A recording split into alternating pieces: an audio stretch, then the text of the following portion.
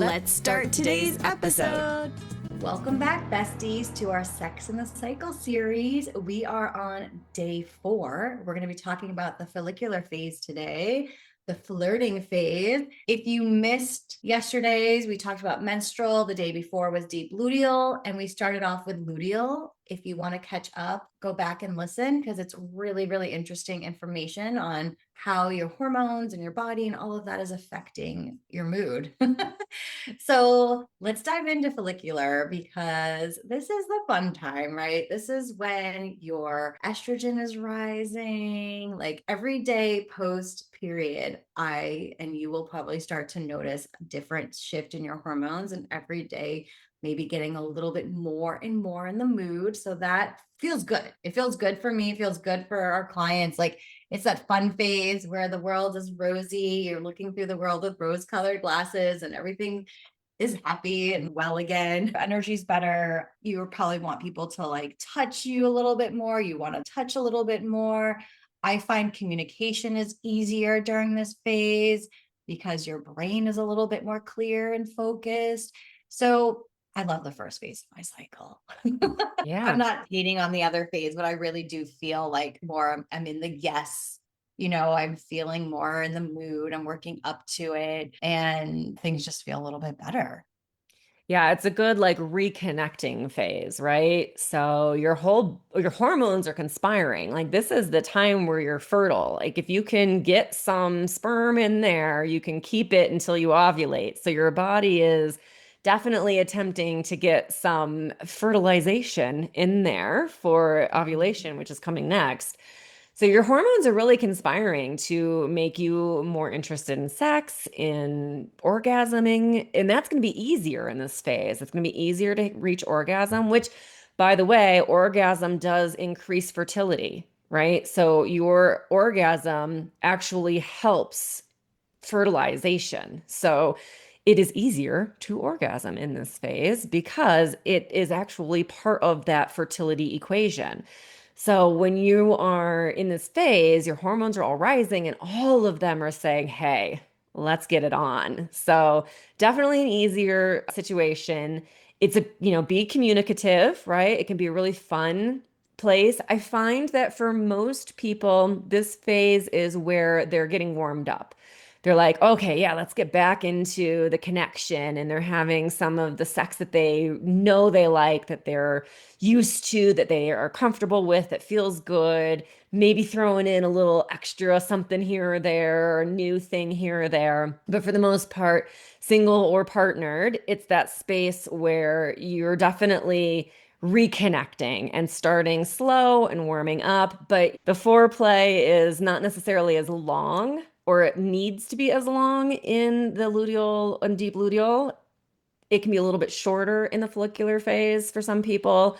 And for some people, they can also find that they may have an orgasm quite quickly out of the gate and then really enjoy moving into that second orgasm a little lower and slower. So it can be a really fun phase and you can really play with it and see how it goes and see what the ebb and flow is for you and have that communication with your partner. So, hey, I'm into my follicular phase. I'm starting to feel like I'm ready to get back in between the sheets. So, meet me over here. Or you're single and it's like pulling the favorite toy out of the drawer and getting it on with your favorite spicy novel.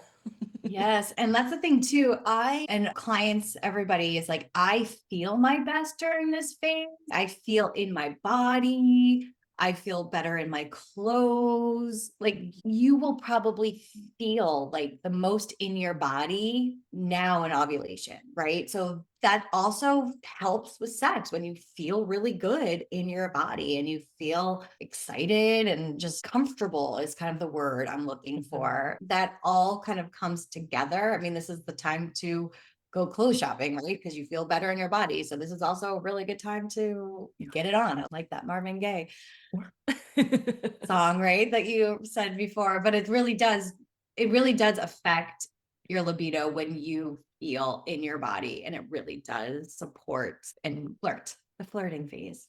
Yeah, absolutely. So when you're in this phase, use that communication. Like I said, we have the oracle cards. So we use those a lot too to just kind of signal, hey, I'm out of menstrual and I'm not fighting for my life anymore. So let's enjoy some time together.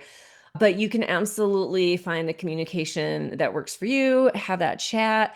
Of course, if you're really stressed out, things might not feel as up and easy, and you may need to really communicate through that as well. That, hey, I'm really stressed out. I could use a little bit of foreplay, touch, flirt, maybe some spicy texts back and forth during the day to just ease in, compliments.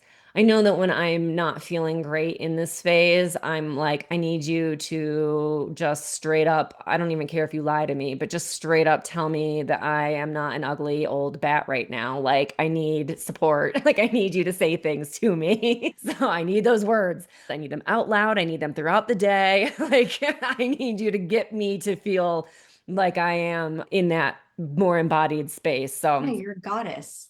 yeah. Tell me I'm a goddess.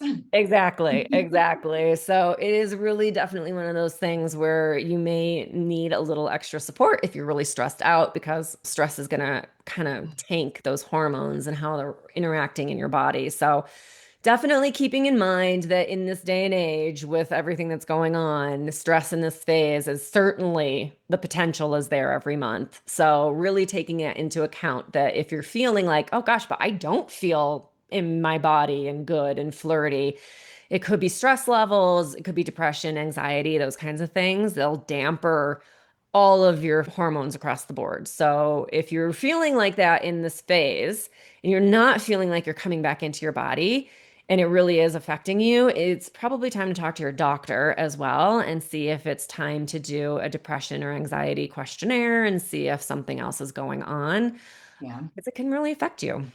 100%. And I think that stress can affect you throughout the whole cycle. And depending on how you're feeling, when we get stuck in our head, which is why communication can be so helpful. Our partner might even be noticing something and doesn't want to bring it up to hurt our feelings. That does happen a lot.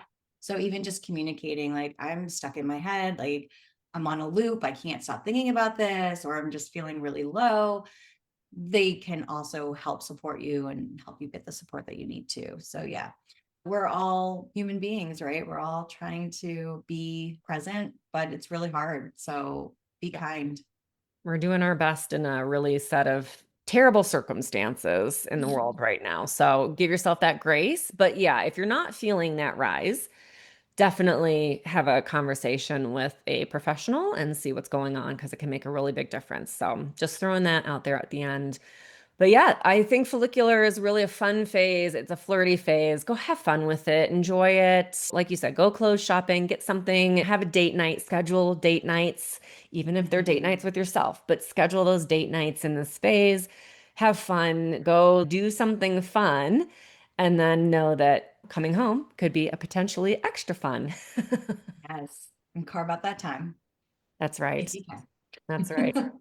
All right, so Okay. tomorrow's our last episode of this series. We're going to talk about the ovulation phase. So catch up if you've missed the previous ones, and we will see you in our next episode tomorrow when we talk about sex in the cycle, the ovulation phase. Bye for now. A big shout out and thank you to our sponsors for today's episode, Period Coaching School and Katie Bresek Wellness.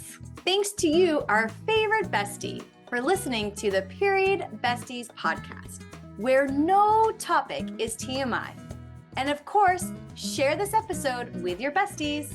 Remember to leave us a 5-star review, nothing less than the best for us besties, and subscribe wherever you listen to podcasts. You can follow us on Instagram at Stasha Washburn and at Katie Bresak, or email us at periodbestiespodcast@gmail.com. Check out more about us at katiebresak.com and periodcoachingschool.com. And of course, check the show notes for free goodies and extras that support this episode. We'll see you on the next episode. Bye for now, besties.